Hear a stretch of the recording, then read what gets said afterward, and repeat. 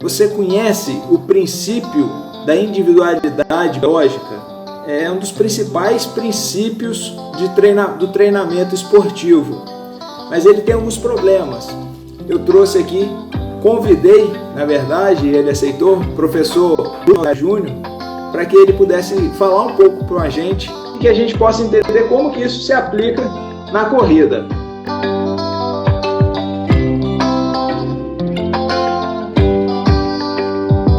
Professor Rudy Nodari na área, para que a gente possa conversar sobre individualidade biológica, como que ela afeta o seu desempenho na corrida, né? Como que a gente pode entender melhor esse princípio tão importante do treinamento na corrida, né, professor?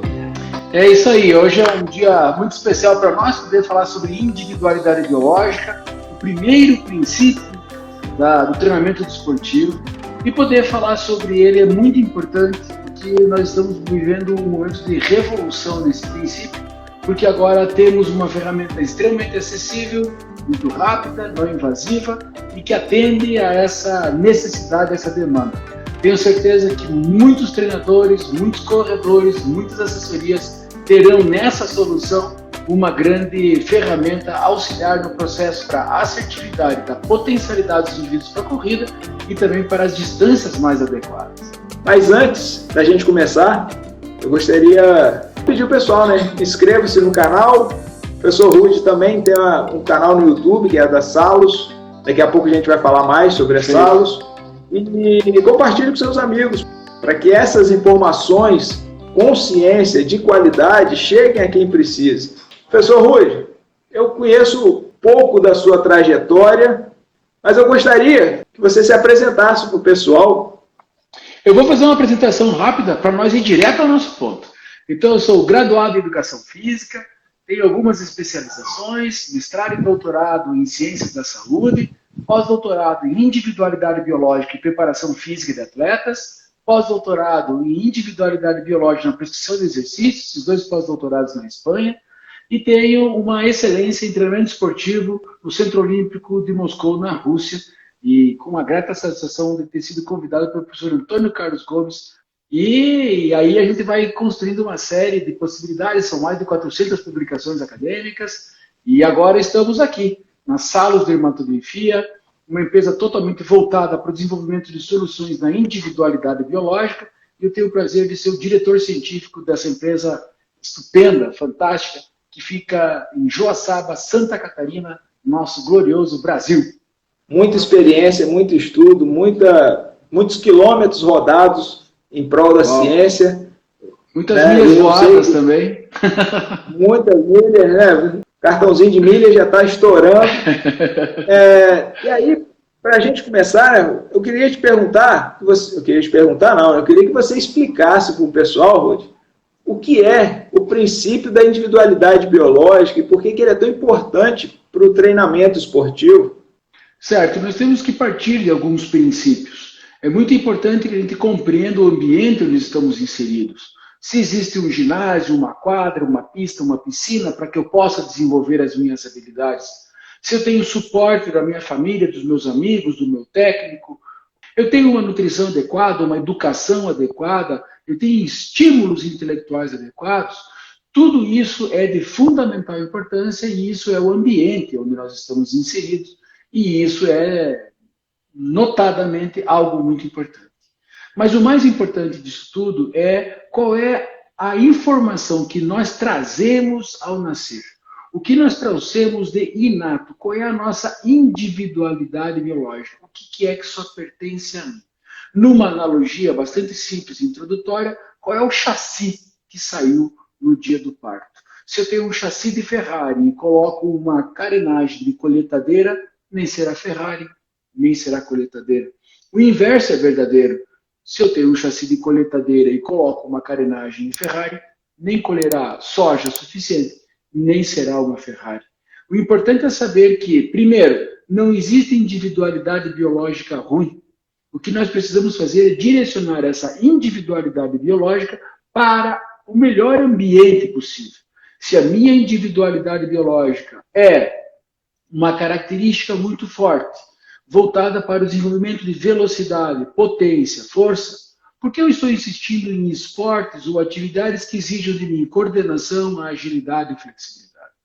Portanto, eu preciso compreender quais são as minhas características inatas para poder fazer o estímulo correto. Como saber o que é característica inata?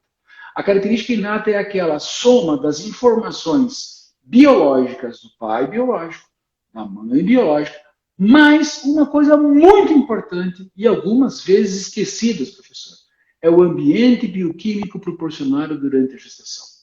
Se eu fiz uso de drogas lícitas ou ilícitas durante a gestação, medicação própria ou imprópria para a gestação, exercício físico ou sedentarismo, alimentação saudável ou não, e aí a gente vai carreando ou melhor ainda, vai apresentando uma série de ambiente bioquímico que esse feto, esse embrião primeiro, depois feto, estará envolvido. E entre a 13ª e a 24ª semana de gestação é um período muito importante dessa formação, porque acontece uma parte muito importante da formação do sistema nervoso central. E tudo isso nos dirá qual é a nossa individualidade biológica e como deveremos ser estimulados adequadamente para que podemos ter as nossas potencialidades melhor desenvolvidas. Por que algumas pessoas são estimuladas e respondem melhor com flexibilidade, outros com resistência, outros com coordenação motora? Porque a nossa individualidade biológica apresenta uma potencialidade maior para determinar as características. E nós estamos falando aqui só de características neuromotoras. Nós poderíamos falar aqui de doenças, de capacidades intelectuais, de habilidades pessoais, de conduta de caráter e de personalidade.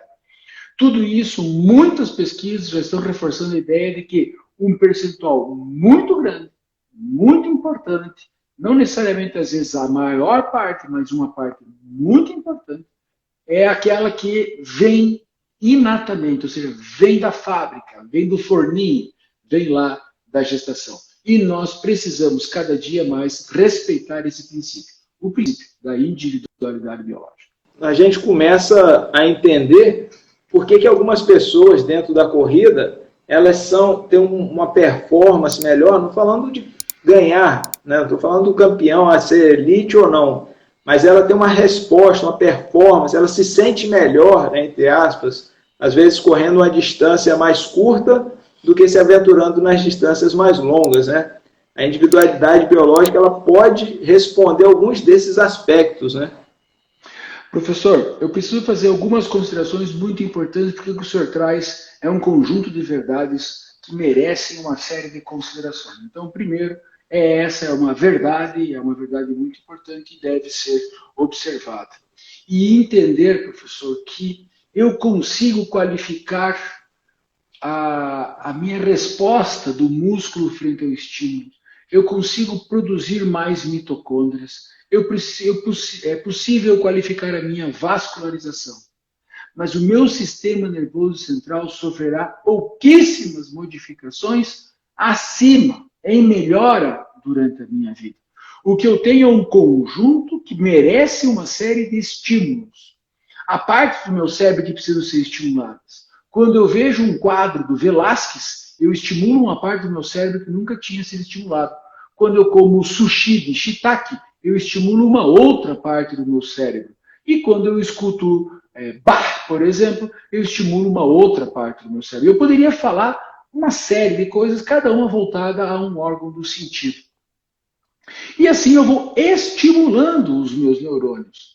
Mas eu não tenho muita condição de fazer os meus neurônios qualificarem suas conexões, a sua arquitetura, a sua densidade, a qualidade das minhas bainhas de mielina. Então a ciência começou a ousar dizer, de um tempo para cá, que o que fadiga, na verdade, professor, é o meu sistema nervoso central e não os meus músculos. Eu consigo qualificar os meus músculos para atender o sistema nervoso central.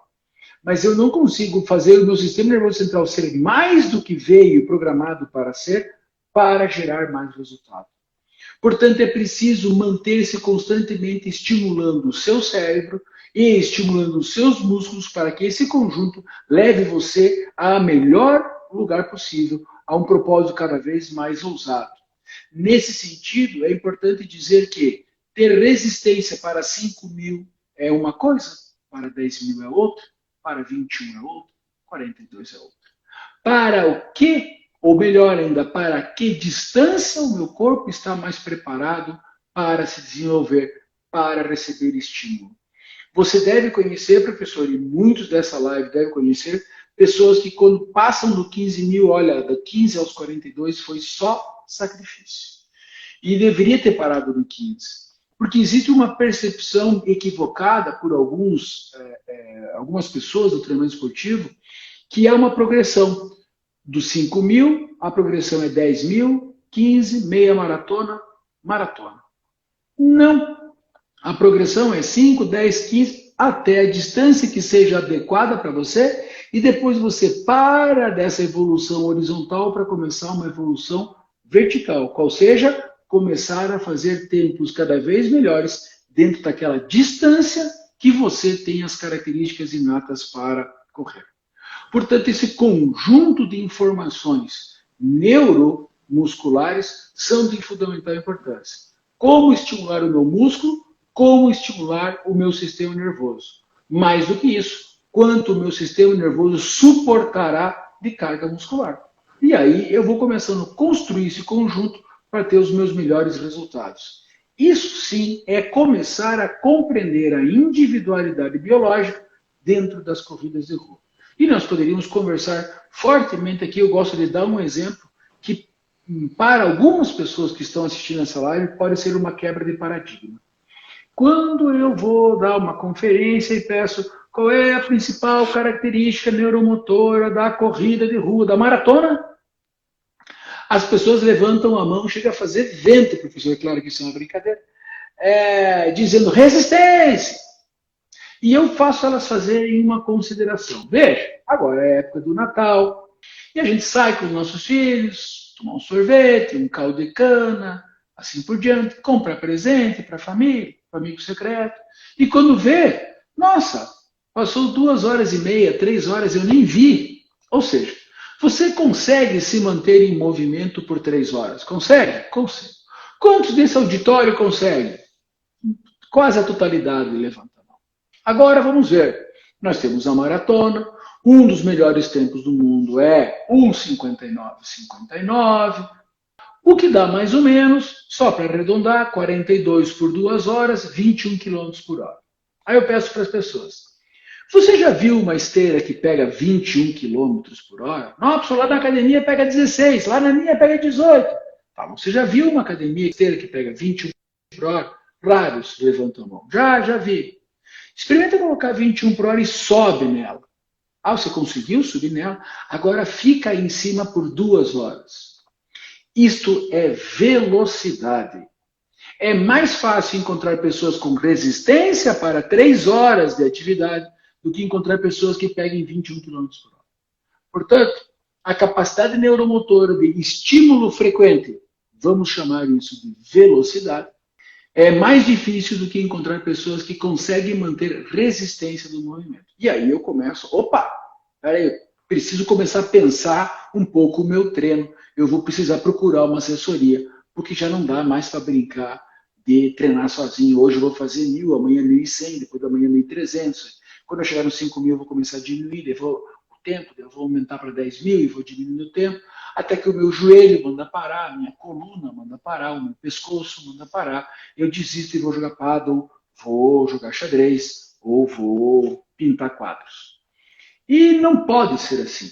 É preciso respeitar a sua individualidade biológica para saber qual é a distância mais adequada para você, o que o seu sistema nervoso central suporta, procurar uma assessoria, e aí então, ou melhor ainda, né? Uma boa assessoria vai fazer uma avaliação da sua individualidade biológica e começar a prescrever treinos tendo como um dos fatores a serem observados a sua individualidade biológica. E isso é só seu. Só seu. E isso faz com que você tenha um treino altamente personalizado, que você tenha propósitos muito bem estruturados para as suas competências e você vai começar a viver um momento de menos frustrações, mais realizações. Como então eu posso avaliar a minha individualidade biológica.